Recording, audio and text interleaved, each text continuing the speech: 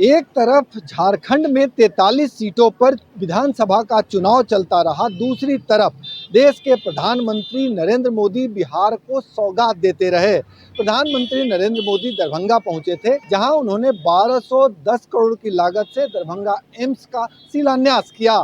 साथ ही प्रधानमंत्री ने कई महत्वपूर्ण योजनाओं का शुभारंभ और शिलान्यास किया, जिसमें प्रधानमंत्री जन औषधि केंद्र सबसे महत्वपूर्ण रहा, जो 18 रेलवे स्टेशनों पर उद्घाटन किया गया। इसके साथ ही प्रधानमंत्री ने 4 लेन, एक्सप्रेसवे और रेलवे की कई परियोजनाओं को हरी झंडी दिखाकर बिहार वासियों को ये जता दिया कि उनके दिलो दिमाग में बिहार अभी पूरी तरह से कायम है और जो वादे उन्होंने किए थे वो निभाना शुरू कर चुके हैं। प्रधानमंत्री ने अपने भाषण में साफ साफ कहा कि बिहार में नीतीश कुमार की सरकार बेहतर कार्य कर रही है और डबल इंजन की सरकार के दम पे बिहार का विकास काफी होगा। दरभंगा एम्स के निर्माण से बिहार के स्वास्थ्य क्षेत्र में बहुत बड़ा परिवर्तन आएगा। इससे कई क्षेत्रों के लोगों के लिए सुविधा होगी। एम्स से यहां रोजगार, स्वरोजगार के अनेक नए अवसर बनेंगे। प्रधानमंत्री ने अपने भाषण के दौरान विरोधियों को बहुत ज्यादा निशाने पर नहीं लिया, लेकिन विकास के जरिए हमला करते हुए साफ तौर पे कहा कि एनडीए का मतलब विकास होता है। सहयोगी कैमरामैन राकेश के साथ दरभंगा से भारत एक्सप्रेस के लिए आशुतोष कुमार। मध्य प्रदेश में बुधनी और विजयपुर विधानसभा उपचुनाव की मतदान प्रक्रिया आज संपन्न हो गई। बीजेपी और कांग्रेस के दोनों ही दलों ने एक दूसरे पर इस मतदान को प्रभावित करने का आरोप लगाया है। छिटपुट घटनाओं को छोड़कर मतदान शांतिपूर्ण रहा।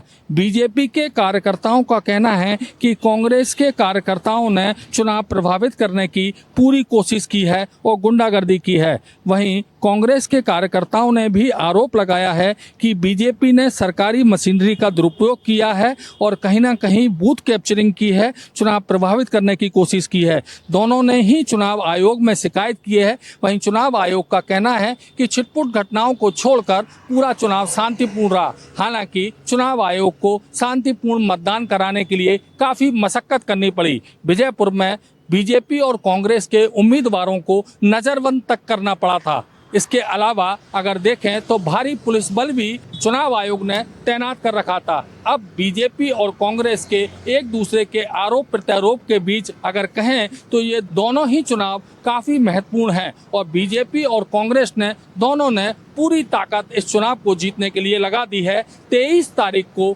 पता पड़ेगा कि पल्ला किसका भारी रहा। कैमरामैन मनीष के साथ भारत एक्सप्रेस के लिए भोपाल से अजय भटनागर।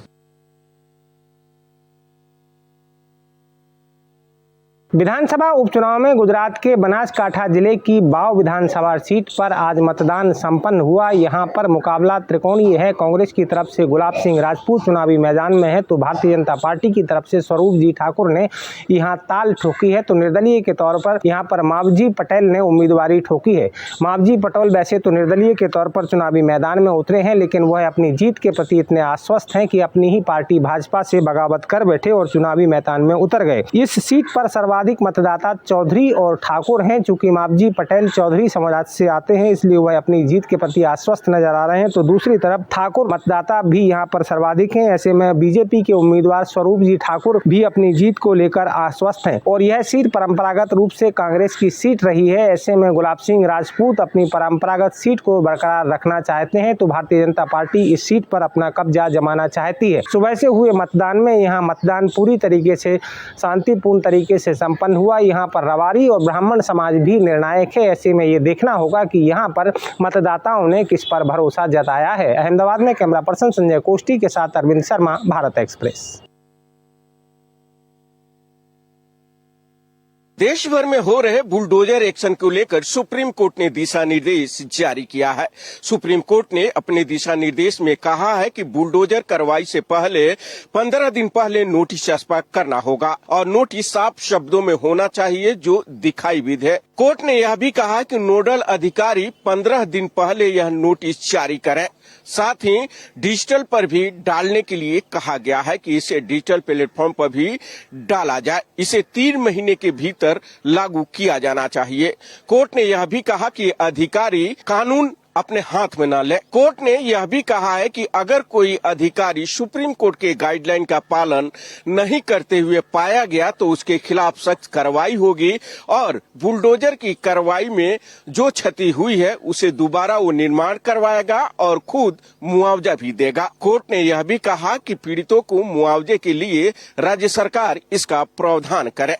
मामले की सुनवाई के दौरान सुप्रीम कोर्ट ने यह भी कहा है कि अगर कोई दोषी है उसके बावजूद भी उसके घर को नहीं गिराया जा सकता है। कोर्ट ने अपने फैसले में कहा है कि हर किसी को सपना होता है कि एक हमारा आश्रय हो, एक हमारा सपनों का घर हो। कोर्ट ने इसको लेकर कई दिशा निर्देश जारी किए हुए हैं। अब देखना होगा सुप्रीम कोर्ट द्वारा जारी इस दिशा निर्देशों का पालन सही तरीके से किया जाता है या नहीं। भारत एक्सप्रेस के लिए कैमरा पर्सन आलोक सक्सेना के साथ गोपाल कृष्ण। हरियाणा विधानसभा का शीतकालीन सत्र आज चंडीगढ़ में शुरू हुआ। राज्यपाल के अभिभाषण के साथ ये शीतकालीन सत्र शुरू हुआ, जिसमें राज्यपाल ने जो अभिभाषण दिया उसमें हरियाणा के बेरोजगार युवाओं के लिए बात कही गई। इस अभिभाषण में राज्यपाल द्वारा कहा गया कि हरियाणा में सीई टेस्ट पास करने वाले जो युवा हैं उनको नौकरी दी जाएगी और जब तक उन्हें नौकरी नहीं मिलती है तब तक 2 साल तक उन्हें प्रति माह 9,000 रुपये देने की बात उनके अभिभाषण में कही गई। साथ ही ग्रुप सी और ग्रुप टी की महिलाओं को मनचाही पोस्टिंग देने की बात भी राज्यपाल के अभिभाषण में कही गई। इसी तरह की कई बातें जो राज्यपाल के अभिभाषण में कही गई, जिसको लेकर सदन में चर्चा हुई और पक्ष और विपक्ष के विधायक इस बात पर चर्चा करते हुए नजर आए। देखने वाली बात है कि जिस तरह से आने वाले 14 और 18 नवंबर को विधानसभा का सत्र चलेगा, उस दौरान क्या बिल पेश किए जाते हैं और उस दौरान सदन का माहौल कैसा रहता है। चंडीगढ़ से भारत एक्सप्रेस के लिए ओम प्रकाश राय।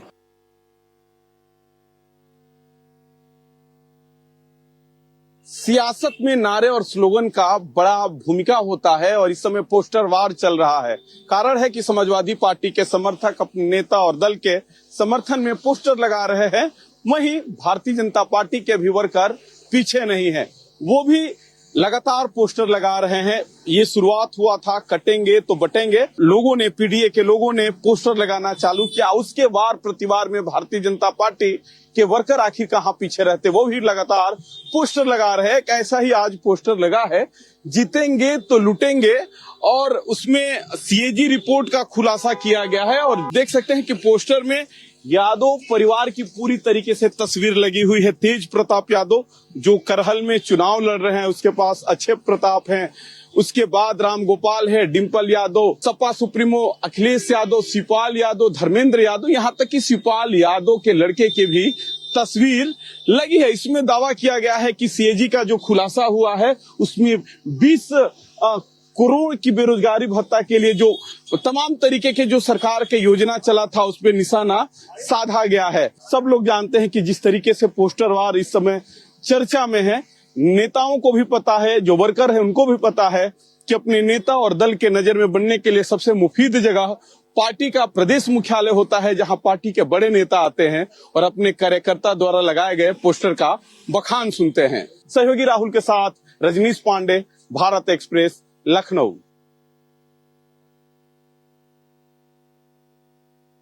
इंदौर के सरकारी अस्पताल चाचा नेहरू में एक बच्चे के परिजन और अस्पताल के कर्मचारियों और डॉक्टर के बीच झड़प हो गई, जिसमें बच्चे के परिजनों ने अस्पताल में मौजूद सुरक्षा गार्ड और जूनियर डॉक्टर की पिटाई कर दी।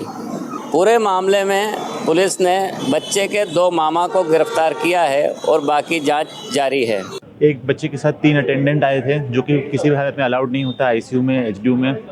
और उसके बाद जब उनको बाहर जाने के लिए बोला तो गार्ड के साथ उन्होंने सबसे पहले गाली गलौज करा, फिर हमने उनको बाहर जाने के लिए बोला तो वो जब वापस लौट के आए तो 5-6 लोगों की मॉब लेके आए थे। उनके हाथ में रॉड थी, बेल्ट थी, चेयर उठा के उन्होंने मारा है, वेइंग मशीन उठा के उन्होंने मारा है, स्टूल उठा के उन्होंने मारा है, और जो गार्ड आंटी उनको रोक रही थी उनके सर को ज़मीन के ऊपर पटक पटक के उनको मारा गया है। दरअसल सरकारी अस्पतालों में जब मरीजों की संख्या बढ़ जाती है तो ऐसे में एक बेड पर 2 बच्चों को लिटाकर इलाज किया जाता है। परिजन इसी का विरोध कर रहे थे। परिजनों का कहना था कि हमारे बच्चे को अलग से बेड दिया जाए, जो कि संभव नहीं था। इसी के कारण विवाद हुआ और मारपीट की नौबत आई। अब सवाल उठता है कि हमारे देश में डॉक्टर को भगवान का रूप दिया जाता है, तो भगवान के रूप से इस तरह का बर्ताव कहाँ तक उचित है।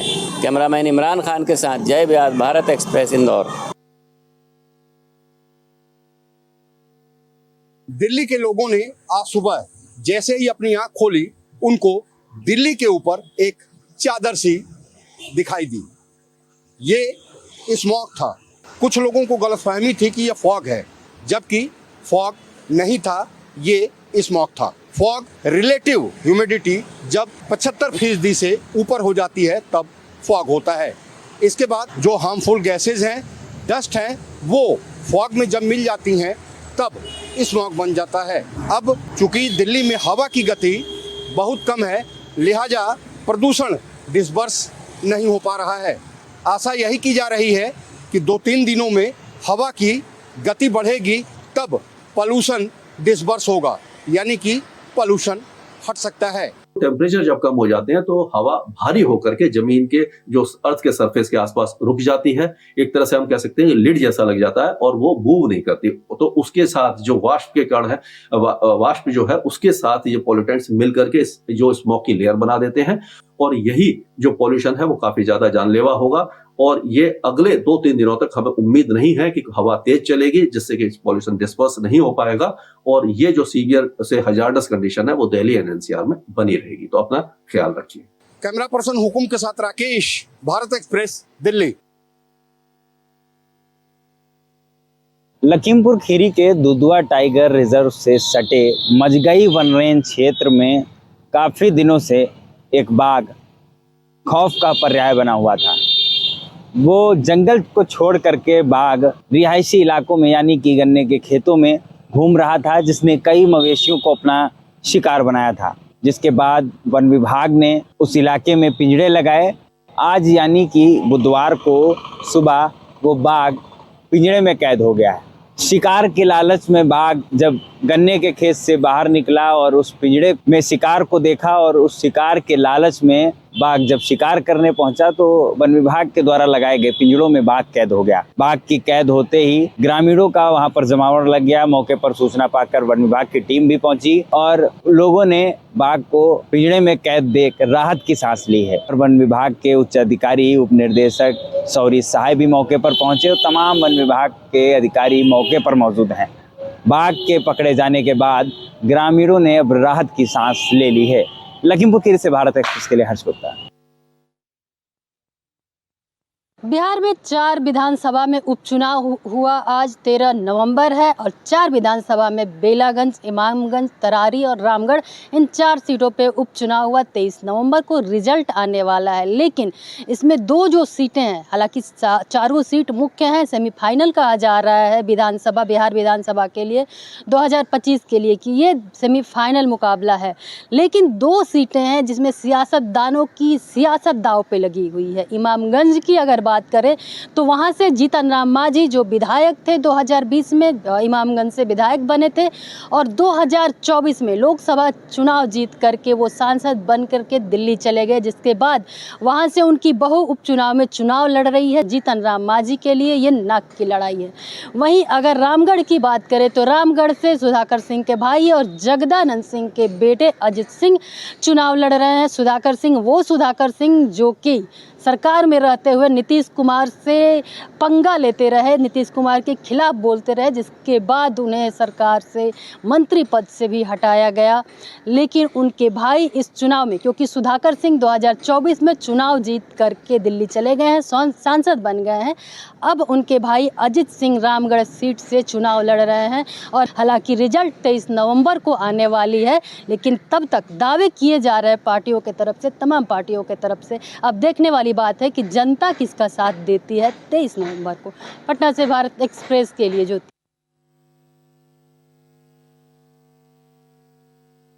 कर्नाटक में मुस्लिम ठेकेदारों को 4% आरक्षण देने पर अब विपक्ष में बीजेपी सिद्धारमैया सरकार पर हमलावर हो रही है।